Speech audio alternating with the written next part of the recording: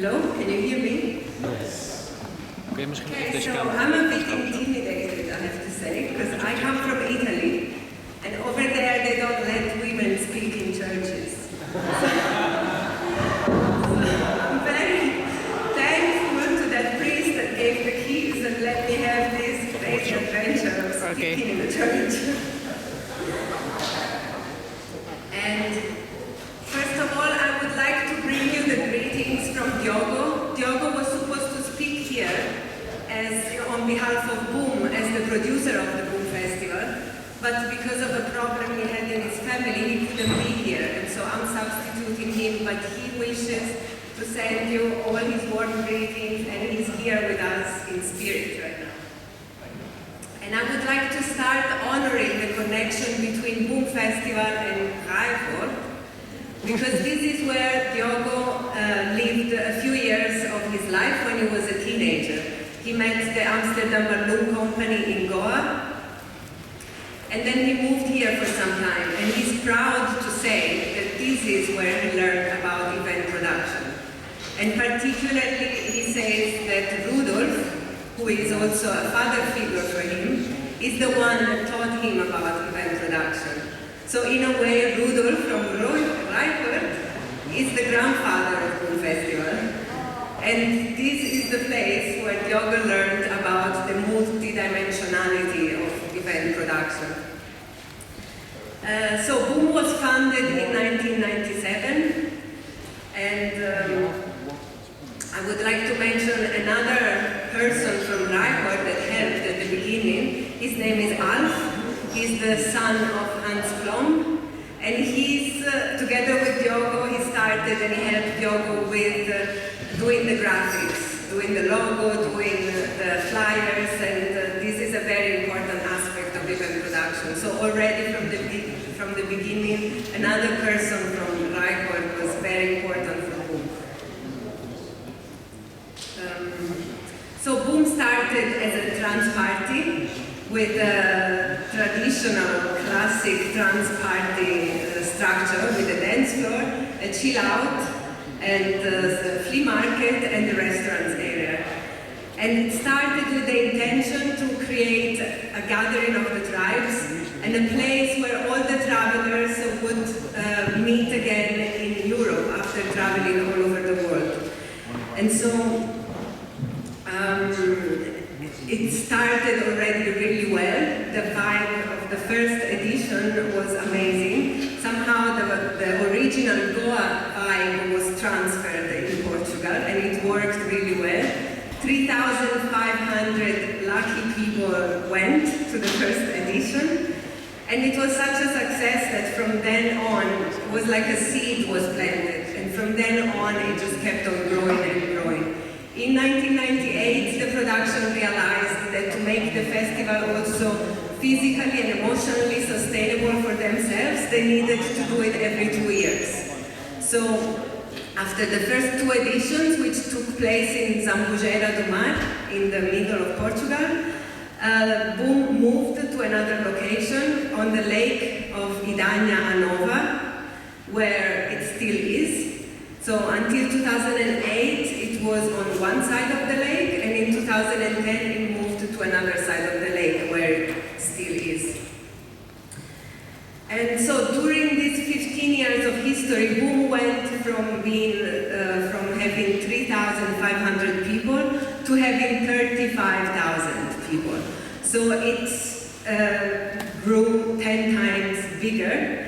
And it became also, and it happened to be that today it has more than 100 different nationalities attending. So it's considered to be one of the most culturally diverse events in the world. And so also in this period of 15 years, it morphed, it transformed, and it went from being just a trance party to being what is now called a transformational event, keeping the commitment to be a no-logo area and a no-sponsors area, so fiercely independent. And so these days we have the main dance floor, we have the chill out, like a traditional trance party, but then we expanded. We have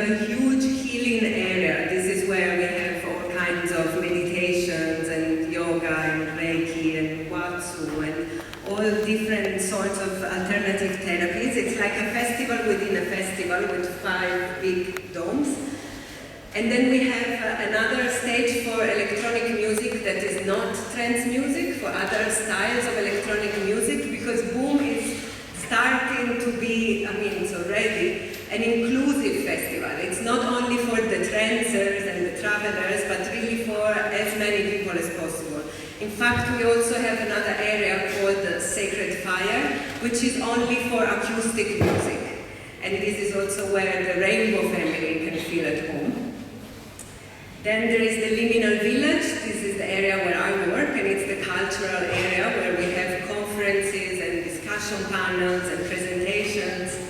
Then we have a theater or live art performance zone, and a visionary art gallery, the baby boom for the children, then the market, the restaurant area, and then there is what I like to call one of the hidden jewels of Boom, something that we cannot always talk about so much. It's called Cosmic Care, and it's an area for psychedelic emergencies.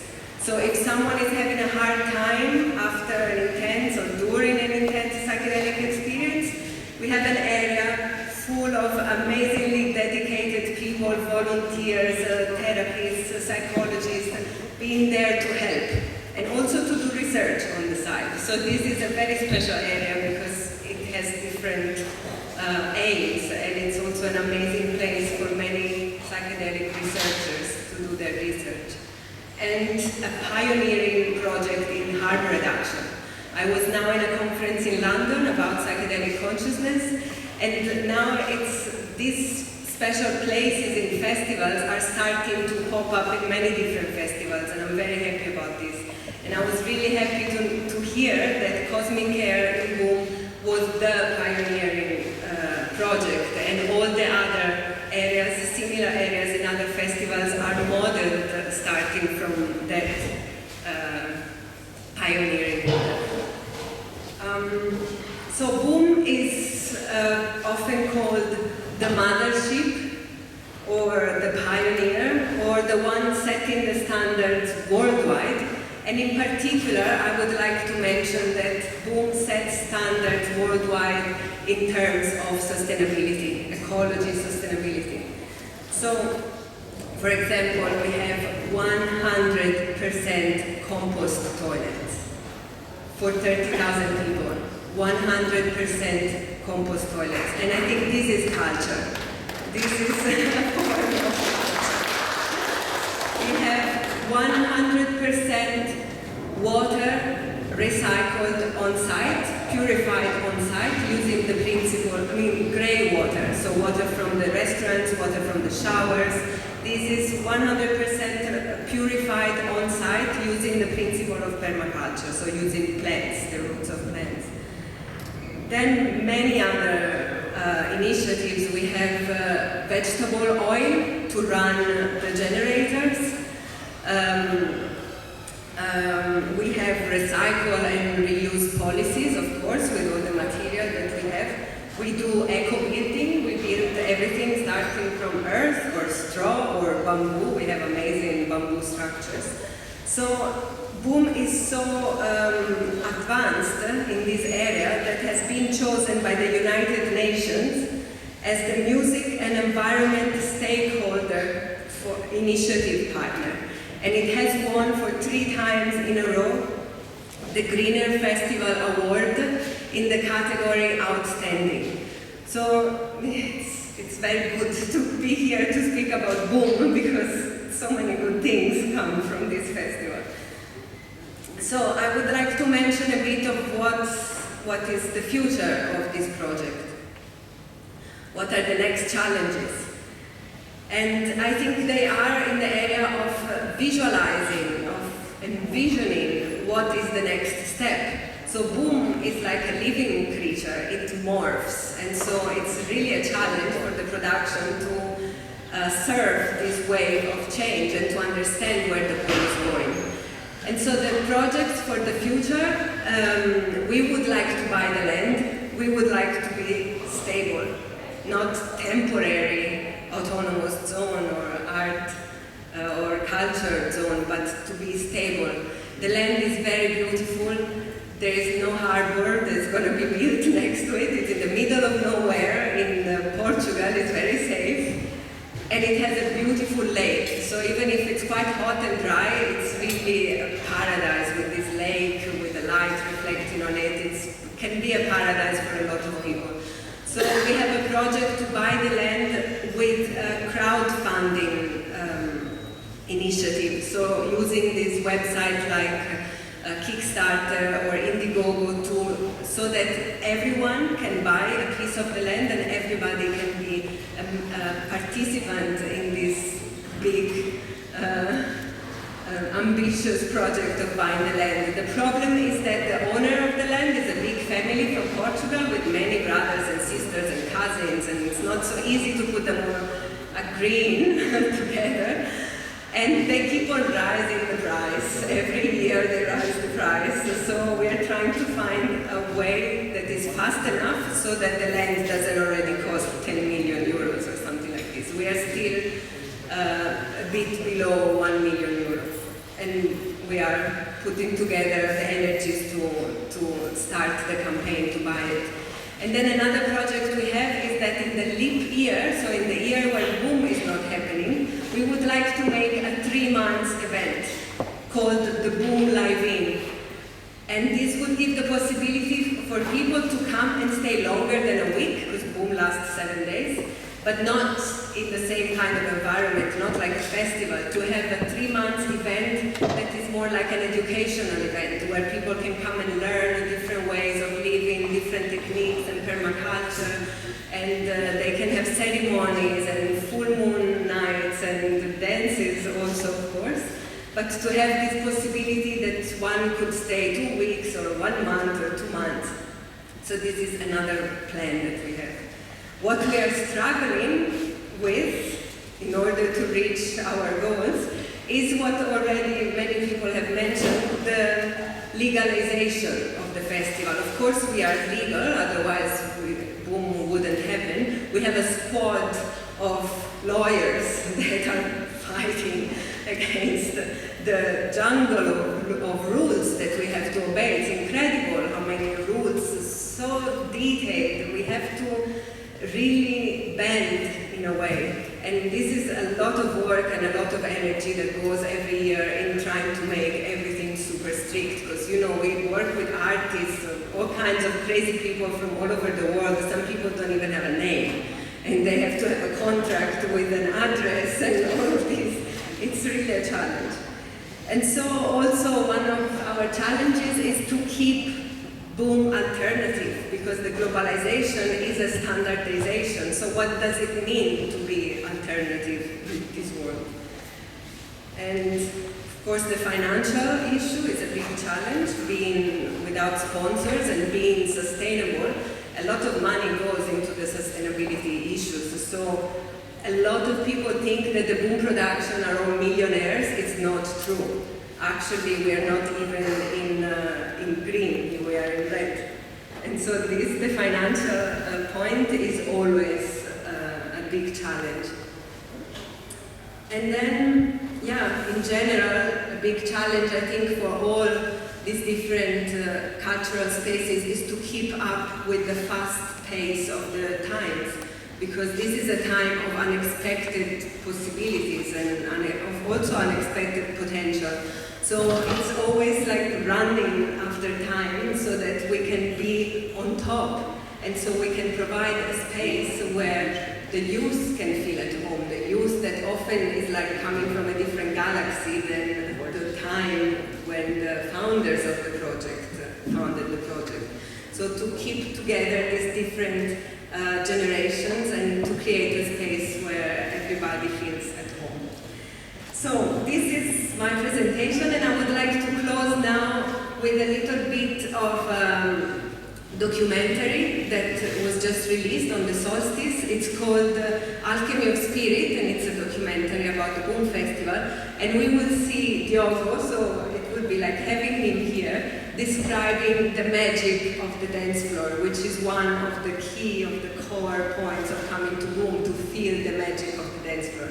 And we can hear from his words what it's about, and we can get a glimpse of the Boom Festival's dance floor. Please.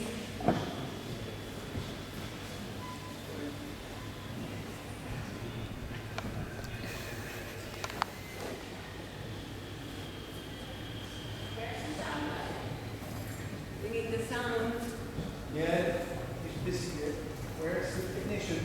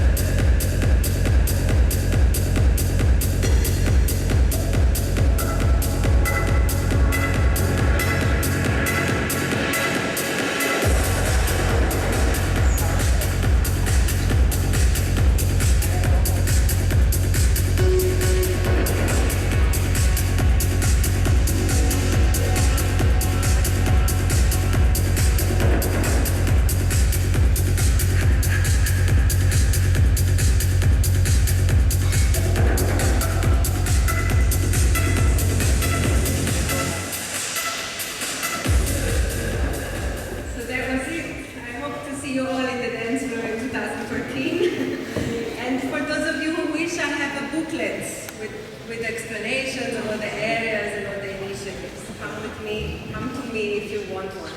So thank you very much.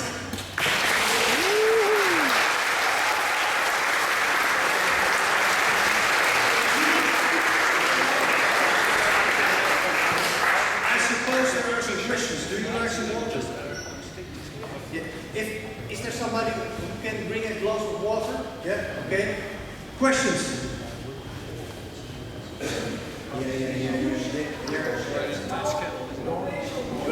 Come here.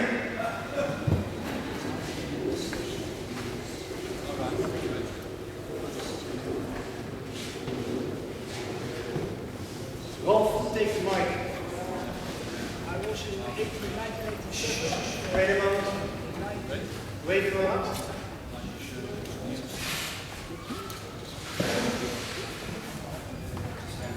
Take this one. It's a stupid question. He likes a stupid question. Yeah, it's a stupid question. In 1987 was in Cameroon. It was the first time I got flipped out because of this acid house music. I love music, but it never stopped. And that's the only problem. And it's too loud, and the basses are too loud. But I really like the music generally. Why?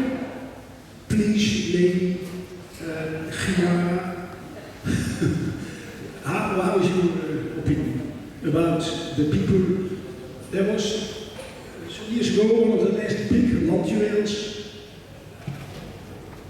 There were, there was music loud, and you could hear it for about 2 kilometers from where I was sleeping. It was 2 kilometers from 100 kilometers away. Eventually, I took off my clothes and went there, and it was, in a radius of 5 kilometers you could hear it. And I came in the morning, it's 7:30, and there were 5 people. Okay. Your opinion, and again, it's beautiful music. But Thank you for the question. Many people have this question. So the music does stop from 4 in the afternoon until 8 in the afternoon. You have those 4 hours where everybody is just dead under the trees. Can you stop it? That is the problem. So it stops 4 hours in the afternoon, but during the night it's not going to stop because that is one of the characteristics of a trance party or these kind of festivals. You go beyond your boundaries, you break the boundaries of your body. This is how you go in an altered state of consciousness even without the drugs. It's this dancing further than you thought you could dance, and you keep on dancing even when you think that your legs have fallen down. Many people do that, I cannot do it. No, do it. But well, I do it for quite a long time. I never did 7 nights in a row. Sometimes I try to sleep. But yeah, I mean, this is the way to transcend. And so yeah, it's 7 days and 7 nights. And this is actually an ancient way of transcending. Because when you know about moon dance and sun dance in the North American cultures, they dance also for this long, non-stop under the sun or under the moon. So, yeah. But I have Simon a question. Like, well, is it healthy? Also, it's a good point. It's healthy if you have a good sound system, and Boom has a very good sound system. That makes sense. Because what's the difference between a good sound system and a bad one? The good one, it can be loud without hurting. You can feel the vibration, because that's the point of loud. You feel the music in your guts, but it doesn't hurt your ears. The bad one, you feel like this, but it hurts your ear, because it's over, up, over, turned up. Yeah. Other question?